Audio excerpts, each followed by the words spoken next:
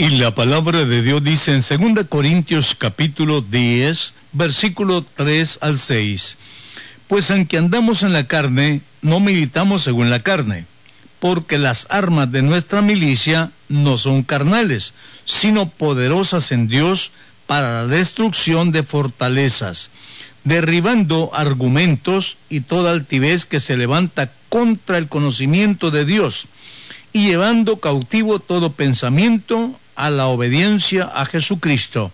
Y estamos prontos para castigar toda desobediencia cuando vuestra obediencia sea perfecta. Destruyendo fortalezas. Cuando hablamos de fortalezas, significa un castillo, fuerza, poder o una torre.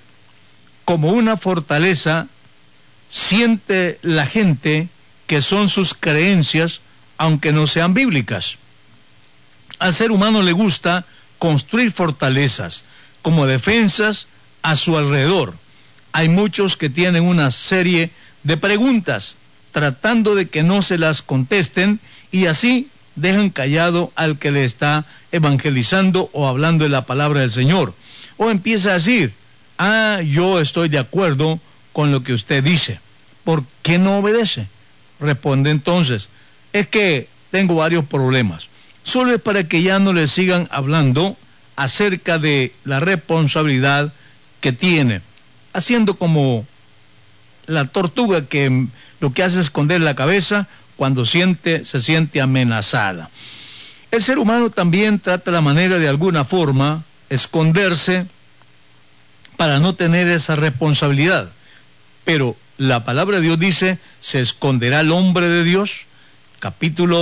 El Salmo 137, el salmista dice, si subiere arriba, ahí estás tú.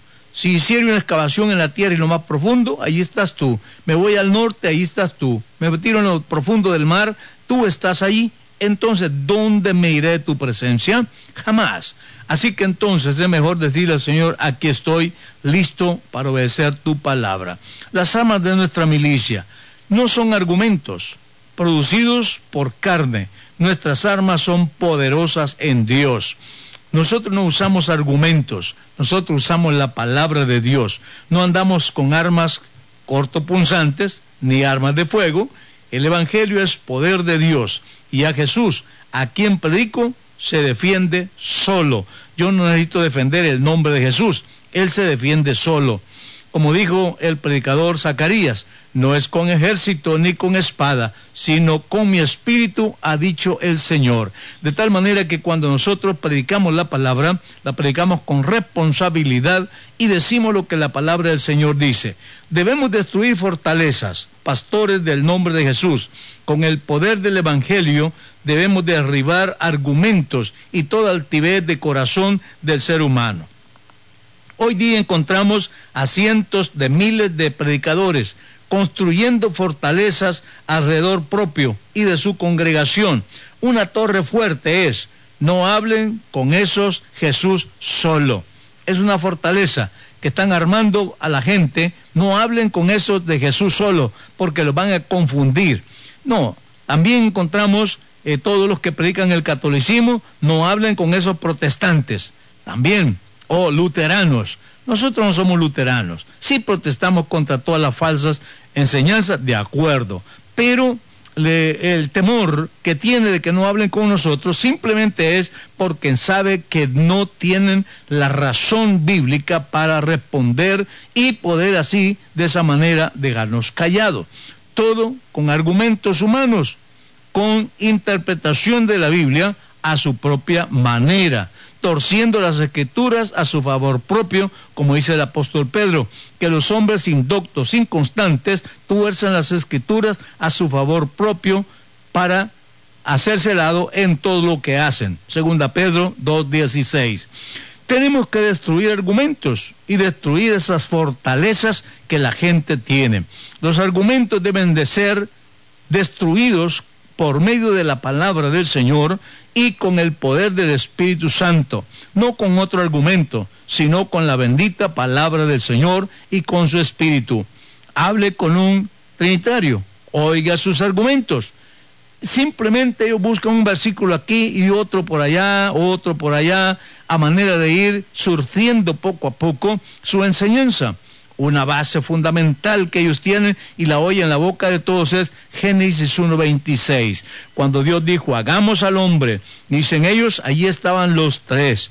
No ha leído ni se da cuenta que el verbo es indefinido. Hagamos, no está diciendo de 2 o 3. Hagamos es un verbo indefinido. Hay 1,000, 2,000, millones, lo que sea.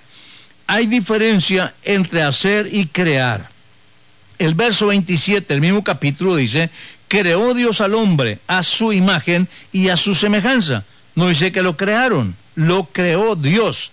Y el Génesis 2:7 dice, encontramos que con detalle el Señor creó al hombre del polvo de la tierra y sopló en su nariz aliento de vida. Y fue el hombre un ser viviente. ¿Cuánto lo hicieron? Uno. Y si Dios lo hizo a su semejanza, a su imagen, ¿cómo es que nosotros sacamos solo un cuerpo? Si eran 3 personas que estaban allá. ¿Por qué salimos nosotros solo con un cuerpo? Porque Dios es uno. Ahora que nuestro ser, nosotros somos espíritu, alma y cuerpo, según lo describe la Escritura, está diciendo somos en 3 partes, pero no somos 3 individuos, somos un solo ser. De tal manera que entonces Dios no solamente es eso, mucho más, porque Él es el Todopoderoso. Otro argumento es en el capítulo 8 de Génesis, verso 12.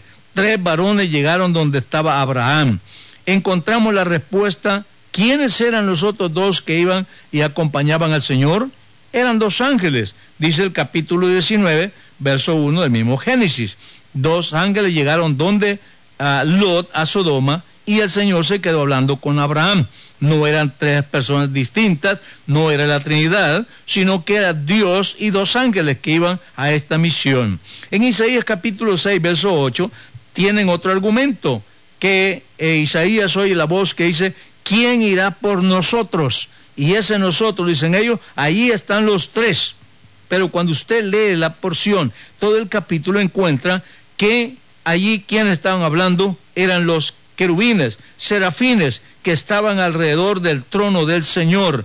Ellos son los comisionados a la evangelización al ser humano. Ellos estaban diciendo, ¿quién irá por nosotros? Es entonces que Isaías responde que yo iré. Pero Isaías no ha visto a 3, él vio un trono y a uno sentado, en el capítulo 6 de Isaías. Mateo capítulo 3, verso 17. Cuando Jesús fue bautizado, Jesús estaba en el agua, se oyó una voz en el cielo, y el Espíritu en una forma corporal visible. Allí dice otra, allí estaban los 3. Pero si usted ve, ¿cuántos sabían? Solo Jesús está en las aguas. Una voz no es una persona. También esa manifestación y esa visión de Juan tampoco es una persona. La única persona que está ahí es Jesús en el agua. Una voz no es una persona, una ave no es una persona. Y Juan no vio una ave, sino él vio una silueta en el aire con la similitud de una paloma. Lo que significa esto más que todo es sus atributos, sus cualidades se unen en la forma metafórica con la unción del Espíritu Santo. Ese es un símil, como paloma.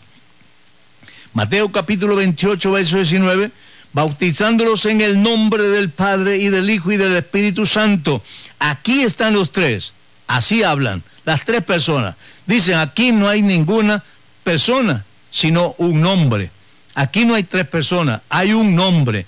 Dice, bautizándolos en el nombre. No dice en los nombres, ni en los títulos. Dice en el nombre. En la preposición de estar dentro. Él es el artículo que denota singularidad. Está hablando de Dios. Por eso dice, otra vez repite, de él y de él y del nombre. Padre no es un nombre propio, es un nombre común. Todo aquel que ha engendrado hijos es padre. De igual manera también hijo no es nombre propio, es también un título. Todo aquel que ha nacido de mujer es un hijo. De tal manera que yo personalmente soy hijo, también soy padre y también soy pastor. Tengo varios oficios, pero eso no me multiplica. Yo sigo siendo el mismo individuo con mi mismo nombre en el cual aparezco en mi partida de nacimiento. Así que Dios con mayor razón, Él tiene todos los títulos habidos y por haber, y aún con todo y eso no se multiplica. Dios es uno en el sentido numérico, uno es uno. Si usted nota la palabra Padre, cuando se refiere a Dios, siempre se escribe con mayúscula. Cuando se escribe también la palabra Hijo, también refiriéndose a Dios, se escribe con mayúscula, indicando con eso de que es un título, no es un nombre. 1 Juan 5, 7 y 8, aquí encontramos otra vez que no solo son tres, aquí aparecen 6. 3 son los que dan testimonio en el cielo, el Padre, el Verbo y el Espíritu, y estos 3 son uno. Este versículo, aunque no es auténtico, fue añadido en la traducción de la Biblia por los interesados en la Trinidad, pero no está diciendo nada, porque el versículo que está diciendo es que 3 son los que dan testimonio. El Padre, ¿quién es el Padre? El Espíritu Santo. ¿Quién es el Verbo? Es la palabra.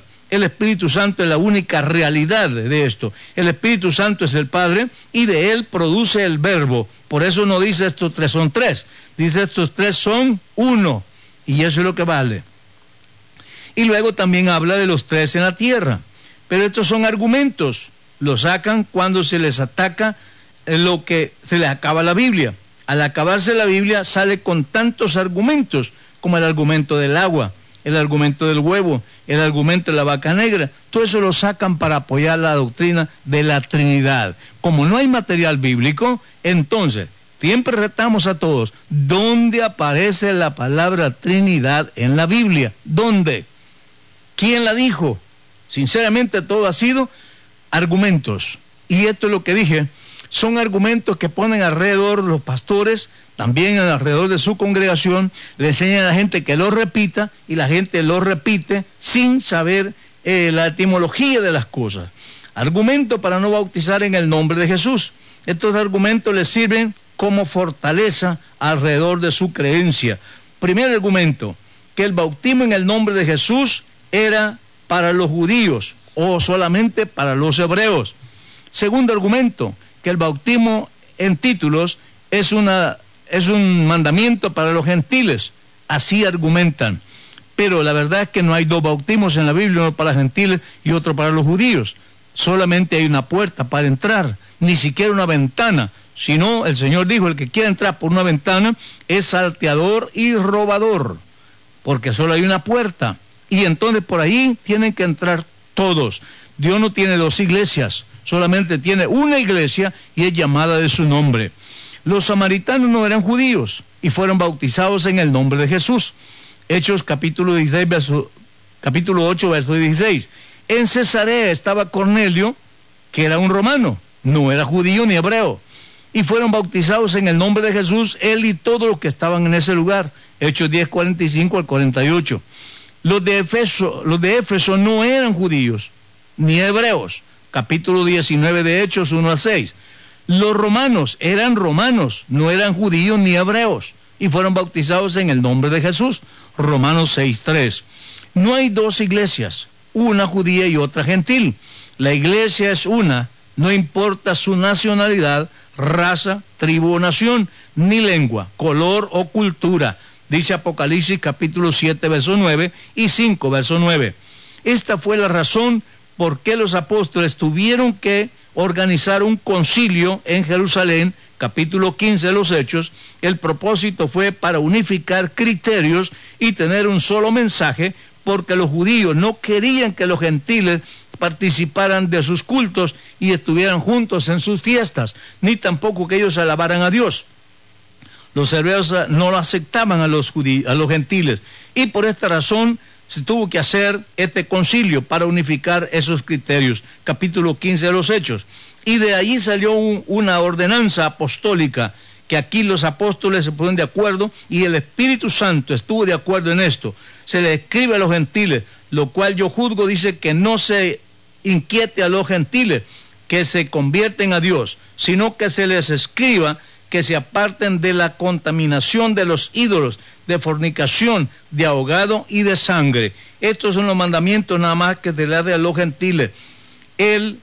Encontramos el mandamiento para los gentiles acá, que no sean idólatras, que no anden adorando a otros dioses, como dice 1 Juan 5, 21. Dice que nos apartemos de toda idolatría.